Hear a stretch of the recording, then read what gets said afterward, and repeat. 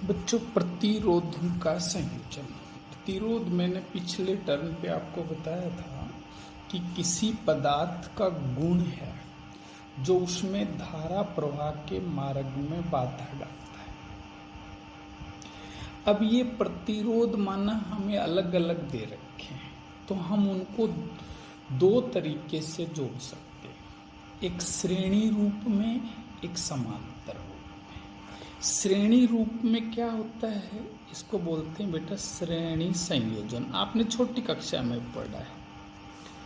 इसमें क्या होता है, जैसे ये एक प्रतिरोध है, ये इसका पहला सिरा है, ये दूसरा सिरा। तो पहले प्रतिरोध तार का दूसरा सिरा किससे जोड़े? दूसरे प्रतिरोध तार के पहले सिरे से। और दूसरे का दूसरा तीसरे के किससे जोड़े? पहले सिरे से। और अन्य प्रतिरोध भी यदि इसी क्रम में जोड़े तो इस संयोजन को हम क्या कहते हैं? प्रतिरोधों का श्रेणी संयोजन। इसमें है ना, धारा सभी प्रतिरोधों में समान रहती है। देखो, ये तीन प्रतिरोध हैं, R1 है, ये इसका प्रतिरोध R2 है, इसका R3 है। ये श्रेणी क्रम में जोड़ा है। इनको V विभवांतर की बैटरी से इनके अंतिम बिंदुओं को जोड़ देते हैं। ये अंतिम बिंदु बच्चों AB है। ये V विभवांतर की बैटरी, तो धारा I बहेगी प्लस सिरे से और माइनस में धारा I आएगी। तो ये श्रेणी संयोजन में सब में धारा I ही बहती है। जब इसमें I धारा बहेगी तो इसके सिरों पर विभवांतर उत्पन्न होगा, माना ये V1 है, ये V2 है, ये V3 है। ये अलग अलग होता है सबके सिरों पर उत्पन्न, परंतु धारा क्या रहती है? सदैव समान।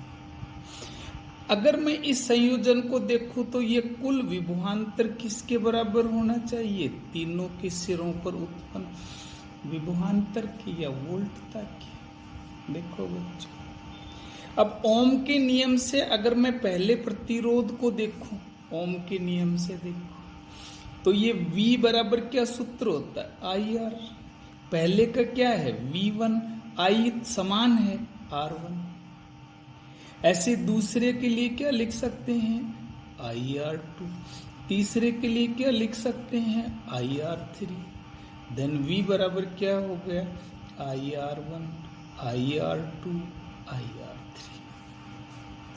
अब मैं कहूं कि अगर मैं इन तीनों को हटा दूं और उनके स्थान पर एक तुल्य प्रतिरोध की कल्पना करूं, मतलब एक ही प्रतिरोध मान लो, तो उसके सिरों पर विभवांतर कितना होगा?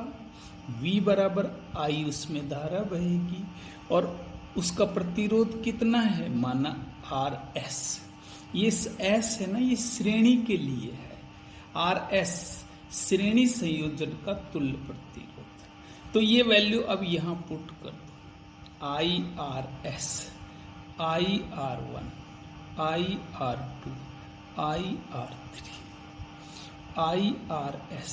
I बाहर ले लूं, R1 प्लस R2 प्लस क्या हो गया? R3। काट दूं I से I। RS बराबर क्या हो गया? R1 प्लस R2 प्लस क्या है? R3। ये श्रेणी संयोजन में तीनों को आप हटाओगे और एक प्रतिरोध की कल्पना करोगे तो उसका मान इन तीनों के योग के बराबर।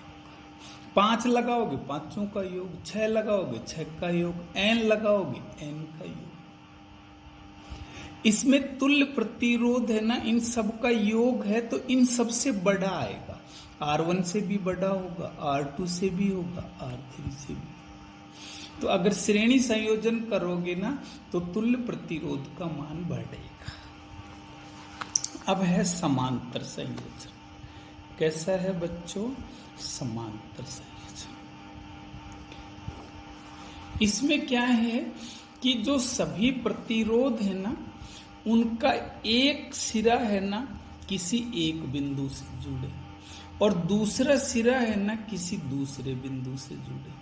जैसे देखो, ये एक सिरा, ये दे।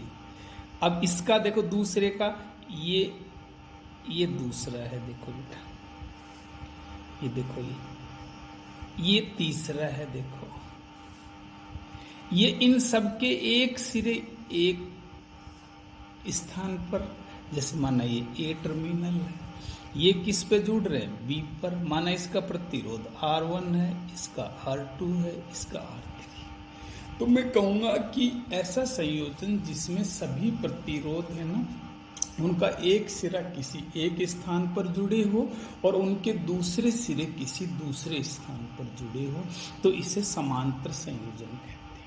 इसमें सभी पर है ना विभवांतर समान उत्पन्न होता है, उसमें सब में धारा समान बहती है, इसमें सबके सिरों पर विभवांतर समान उत्पन्न होता है। क्योंकि ये कैसे जुड़े होते हैं बेटा, डायरेक्ट बैटरी से जुड़ते हैं, इसलिए है ना समान होगा। देखो ये R1 है ना, इसका ये सिरा सीधा डायरेक्ट बैटरी से जुड़ा है, ये दूसरा सिरा डायरेक्ट बैटरी से जुड़ा है। इसमें भी देखो ये R2 का सीधा सिरा डायरेक्ट बैटरी से जुड़ा है, ये भी सीधा सिरा डायरेक्ट बैटरी से जुड़ा है। तो इसमें V सब पर समान उत्पन्न होता है, ये लिख दिया मैंने V, जो किसके बराबर होता है, आरोपित वोल्टता के बराबर होता है। देखो अब मैं कहूँगा सर कि जैसे आप यहाँ से I धारा बहाओगे तो सर इस प्रतिरोध में धारा अलग बहेगी। माना I1 है, इसमें I2 है, इसमें क्या है I3। V सब पे समान होता है, तो मैं लिख सकता हूँ I बराबर I1 प्लस I2 प्लस क्या है I3। अब मैं ओम का नियम लगाऊंगा सबके लिए। I बराबर क्या सूत्र होता है, V अपॉन। अब पहले के लिए क्या लिखोगे, I1, V तो समान है R1। दूसरे के लिए I2, V अपॉन R2। तीसरे के लिए I3, V अपॉन क्या है R3। अब ये सारे मान रखते, I बराबर V upon R1, V upon R2, V upon R3। V common ले लूँ, 1 upon R1, 1 upon R2, 1 upon R3। अब मैं कहता हूं कि यदि सारे प्रतिरोध हटा दो और इनकी जगह एक ही प्रतिरोध की कल्पना करो। माना वो प्रतिरोध क्या है, RP। ये P का मतलब होता है पैरेलल, समांतर संयोजन का तुल्य प्रतिरोध है। तो मैं यहां पर अब इसी नकल पे क्या लिख सकता हूं, तो I बराबर लिख सकता हूं V अपॉन RP। जैसे यहाँ लिखा है ना V अपॉन R1, तो यहाँ V अपॉन क्या लिख दोगे, RP। ये वैल्यू यहाँ पुट कर दो, V अपॉन RP बराबर V 1 upon R1, 1 upon R2, 1 upon R3। V से V कट गया। 1 अपॉन RP बराबर 1 upon R1, 1 upon R2, 1 upon R3। इसमें क्या है कि जो तुल्य प्रतिरोध है ना, उसका व्युत्क्रम उल्टा प्रत्येक प्रतिरोध के व्युत्क्रम के योग के बराबर होता है। प्रत्येक प्रतिरोध के व्युत्क्रम के योग के बराबर होता है। इसमें RP का मान है ना सबसे छोटा होता है, एक घटता है इसमें प्रतिरोध। क्या होता है बच्चों, घटता है। ये लेस देन R1 होगा, लेस देन R2 होगा, लेस देन R3 होगा, कितने भी हो सबसे क्या होगा बच्चों, ये छोटा होगा। तो अगर समांतर संयोजन में जोड़ोगे तो तुल्य प्रतिरोध क्या होता है, घटता है। अब मैं आपको नई युक्ति से परिचय करा रहा हूं जिसका नाम है बच्चों विद्युत सेल। ये सेल है ना, अपन रेडियो में काम में लेते हैं, अपने बैटरी है घर पर, उसी को पढ़ेंगे, इलेक्ट्रिक सेल। ये क्या चीज है, ये रासायनिक ऊर्जा को विद्युत ऊर्जा में बदलती है। विद्युत सेल वह युक्ति है जो रासायनिक ऊर्जा को किस में बदलती है, विद्युत ऊर्जा में। हम इसमें रासायनिक अभिक्रिया कराते हैं जो क्या देती है, हमें विद्युत देती है या विद्युत ऊर्जा देती है। हम इसकी आपको 3 परिभाषा सिखाएंगे। सबसे पहले सेल का विद्युत वाहक बल, इसको कैपिटल E से दर्शाते हैं। दूसरा है सेल का आंतरिक प्रतिरोध, स्मॉल आर से दर्शाते हैं। तीसरा है सेल की टर्मिनल वोल्टता, इसको बेटा V से दर्शाते हैं। 3 राशियां सिखाएंगे। कैपिटल E सेल का विद्युत वाहक बल, आंतरिक प्रतिरोध सेल का, इसको स्मॉल r, और V है टर्मिनल वोल्टता। विद्युत वाहक बल क्या है सर? ये कार्य है जो कौन करता है? सेल। किसके लिए? सेल को जब हम बैट कुंजी लगा देते हैं परिपथ की, तो सेल परिपथ में धारा प्रवाह करता है। धारा प्रवाह कब होता है? जब सर परिपथ में आवेश बहता है। तो सेल है ना, 1 कूलाम के धन आवेश को बंद परिपथ में घुमाने के लिए जो कार्य करता है, वही सेल का क्या कहलाता है? विद्युत वाहक बल। अब ये कार्य किसके बराबर होता है, ये कैसे नापें?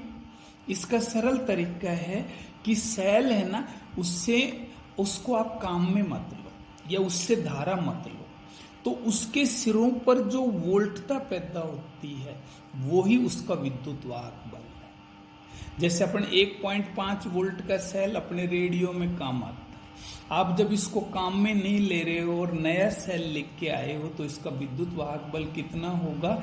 1.5, क्योंकि आप इसको काम में ही नहीं ले रहे हो, तो इसके सिरों पर वोल्टता 1.5 होगी। दूसरी बात है सेल का आंतरिक प्रतिरोध। ये क्या चीज है? सेल के अंदर सेल से जब अपन धारा लेते हैं, तो सेल के अंदर क्या होता है? विद्युत अपघट्य पदार्थ होते हैं। तो वो विद्युत अपघट्य पदार्थ का घोल है ना, सेल के अंदर जो धारा प्रवाह होती है उसके मार्ग में बाधा डालता है। इसी को हम सेल का क्या कहते हैं? आंतरिक प्रतिरोध। प्रतिरोध तो धारा के मार्ग में बाधा है, आप अच्छी तरह जानती हो। कौन पहुंचाता है? सेल के अंदर जो घोल भरा हुआ है ना, वो तो अंदर है ना, तो अंदर की बाधा है ये, इसलिए हम इसको सेल का आंतरिक प्रतिरोध स्मॉल r से दर्शाते हैं। तीसरी बात है सेल की टर्मिनल वोल्टता। जब सेल को काम में लेते हैं, या यूं कहूं सेल से जब धारा प्रवाहित करते हैं, तो सेल के सिरों पर जो वोल्टता उत्पन्न होती है वह उसकी क्या कहलाती है? टर्मिनल वोल्टता, जिसको V से दर्शाते हैं।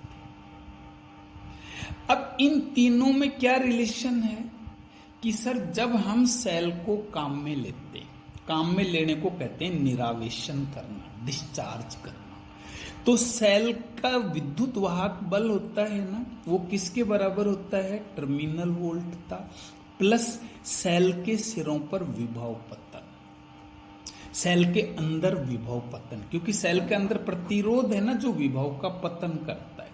V बराबर क्या सूत्र होता है? I R।